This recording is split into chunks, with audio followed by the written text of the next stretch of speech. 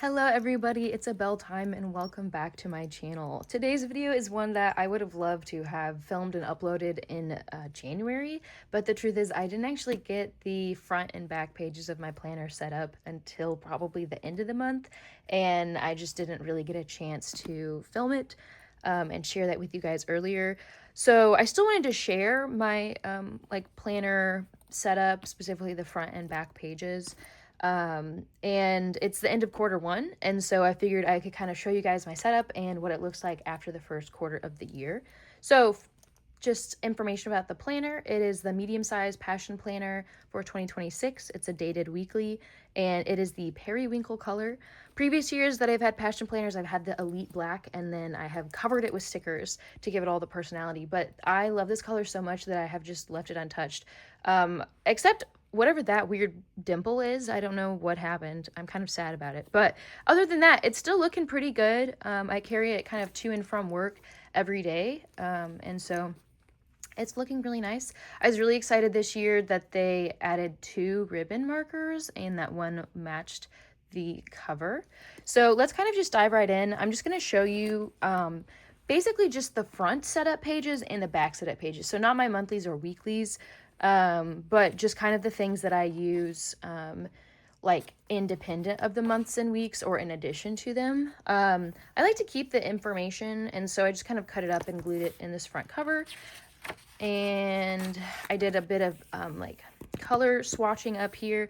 I don't really use any of the like passion roadmap stuff, and in fact I actually covered, I think this is where you're supposed to make either the vision board or the passion roadmap, and I covered it up with a yearly overview because I really do not like, let me see if I can find it. I do not like this spread. The reason I would do, the reason that I need to look at a yearly overview is to be able to glance ahead and plan. And they gave you this much space for 3 months' time. And that's just not enough space for me to like highlight and circle things and like really note down all that I need to note down. I'm really irked as well that not only do you have such limited space, but they give you the entire next year. And personally, I just feel like this would have been better as like a printable if this setup worked for you. But they spent 2 whole pages to give you a quarter of the page to write. And I needed more like year at a glance because I had a lot of traveling earlier this year. I work at a summer camp, and so I wanted to be able to visually see, okay, when am I not going to be staying at home? When do I need to pack a bag?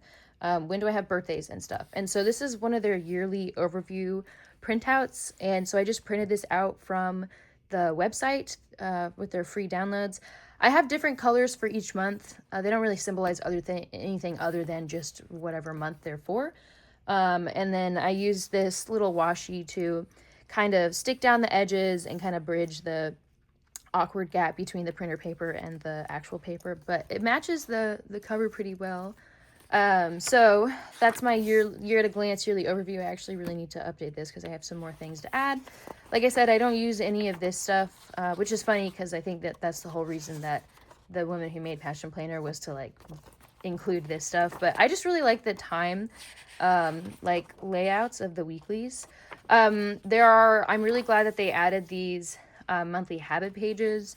As you can see, I've used the first 3 months, and then yeah, there are 12 months, and they don't like have it like denoted for which month it is, which is kind of nice if you want to track like a bunch of habits. You could do like both of these for 1 month, or if you want to skip a month, you can. So I really like that. Again, this like not really used page, like I marked where Lent, like the season of Lent was, and that's pretty much all I have here. So I am going to, like I said, I'm just gonna flip past the monthlies and the weeklies. I don't really want to share like all the information of what I got up to because I kind of use it both for planning but also for memory keeping, and I just don't want to share all of that online. But I will flip to the end pages. These are ones that I use for different kinds of tracking and memory keeping. I do have, let's see, my first spread, I have a couple of things covered up for just for privacy, but I had this same spread in my previous planner and I really, really liked it.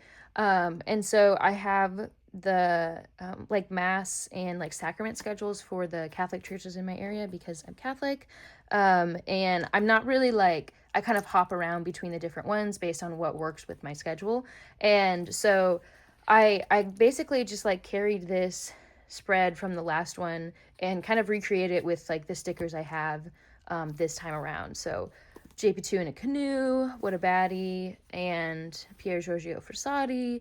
Just like cute little stickers I had in my collection. And then I have the key as to what the different colors are, because each color like goes to a location.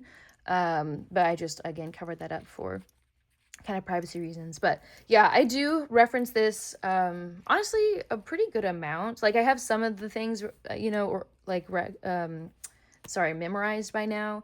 But like there's a bunch of different mass times on Sundays. And so sometimes it helps to know all those different like availabilities. So the next few pages are what I call my ideal week spreads. I have a job with a really inconsistent schedule. And so I sometimes we'll start the week on Monday. Sometimes I'll start the week on Tuesday. Sometimes I'll start the week on Wednesday. Sometimes it's not even a 5 days in a row kind of week. But to adjust and kind of like help me make sense of the weird schedule, I've made myself like ideal template schedules so I can at least kind of visualize, okay, even if I have a funky week that starts on Wednesday, here's what I'm going to be hope to be doing with my time. And I don't ever really stick to this, to these like different schedules. But again, it kind of just helps me to like understand, okay, when can I go to mass? When am I going to sleep in? When am I going to be at work? And yeah, it helps. It helps. And I reference these sometimes, not all the time, but they're here and they're good to have just for my brain. Obviously, I'm a planner person, so it helps to have my plans written out. Then we have my fun spreads. These are the start of the fun spreads where I track not things like habits, but like the books that I've read. So I have a couple of book spreads. I have books to read, and they don't really look like books, but I kind of tried to make it look like a bookshelf. And I have 3 sections. So I have books on the shelf at my childhood home that I need to read, as well as books on the shelf in my apartment that I need to read, or that I haven't read yet. And then these are other books that are basically like on my TBR, but I don't have them, or I need to like buy them or check them out from the library. So I thought that was like a nice way to kind of break up this just long list of ink, So that's this. And then I have the books that I have read so far. This has been a much better reading year for me. Last year, it literally took me 11 months to get through a book. And yeah, this year I'm already at 6, so which is very exciting. And I'm reading my 7th book as well right now. So that is this. I don't really have a reading goal for the year because like I said, last year was kind of hard, but also I don't want to just like force myself to read for the sake of it. I want to enjoy the books that I'm reading. So yeah, that is the book page. These are just some stickers that I have. And I didn't really have much. I had so much to write here that I didn't really have much room to like embellish much. And so that's why I did the little, just a title and a shelf. This too, the cutout is just the exact size of the page, and so I just kind of glued it in. The next is kind of my watching TV and movies section. I have a show tracker, and last year I think I might have filled this up halfway for the entire year. So I watched a lot more TV this year than I have previously. So part of that I think is because we had like a really big like snow and ice storm, and I was just like trapped at home for a week, not really able to do anything. So I did do a lot of reading. I read the Shadow and Bone trilogy, but then I also watched the show on Netflix as well. And then this is after I watched the full first season one day because our Wi-Fi was out. And so I have a DVD set of it. And actually, it was while I was like setting things up in my planner. So it was just kind of like my background show. I've seen it so much that I don't even need to be looking at the screen to know what's happening. It's one of my favorites. So yeah, I just watched the new Bridgerton. So I guess the shows that I've watched have been shorter. You can see they're not like super long seasons, except for Avatar, but those are just 22-minute episodes. But yeah, I'm kind of curious if I'll need to end up like printing off a second one of these. But yeah, I was not anticipating to fill up so much of it so quickly. Though I suppose I could have like done the like shorter shows in one box and just split it in half, but then there wouldn't be a rating for both of them. I just have to pick one. So I guess we'll see. I do have I really want to watch How to Get to Heaven from Belfast. But that is basically the only like new show that's on my radar right now. I do have plenty of Abbott Elementary to keep watching. The highlighting is stuff that I've watched this year, and then just the like colored pen, those numbers are stuff that I watched in 2025, and I was like carrying it on. So we'll see when I hop it back into Abbott Elementary. I kind of go through like seasons of the kinds of things I want to watch, and I'm currently not in a season of like, yeah, I want to watch a show about teaching. So anyways, the next page is movies that I want to watch. There's not a ton here, but I just like sometimes there are films that I'm just like I'm interested in watching that, but I don't like I'm not gonna watch it right away. I want to watch it with a friend or just like kind of when the time is right. So the only one I've watched so far is The Devil Wears Prada. I watched it the day I got my wisdom teeth out, so I don't know if I would have enjoyed it more if I watched it at a different time, but I didn't like it as much as I thought I would. And maybe that's just because I didn't grow up watching it, like it was the first time I watched it. But yeah, I don't know. Let me know your thoughts on The Devil Wears Prada, because I know there's a second one that came out, and obviously the cast is amazing. Like I'm not saying that. I just like I don't know the like downfall from Grace, and I don't know. It just wasn't my favorite. So then I have my film like these are movies that I want to watch. These are the movies that I did watch. And last year I filled up 4 of these spreads and I wasn't expecting that. And so all of them were like separate from each other. Like there were like page breaks between them. And so I went ahead and I printed out 4 and I put them all right next to each other, which they kind of look crazy because of the film reel. This is also, let's see, these two, and then these are all like the free printables from Passion Planner's website. I really like that they have these cute spreads and lots of variety of the spreads that you can create with their printables. This I definitely embellished. The film reel part is a much lighter gray, and I went over it with permanent marker to make it like a dark black. As you can see, I kind of just like decorated with washi and stickers and stuff. I did color in, they have these cute little like popcorn and tickets and stuff, and I colored those in with yellow, gold, silver, red. And I tried to make each page like a little bit different, but it's not like so different that it doesn't, you know, like all cohesively build together.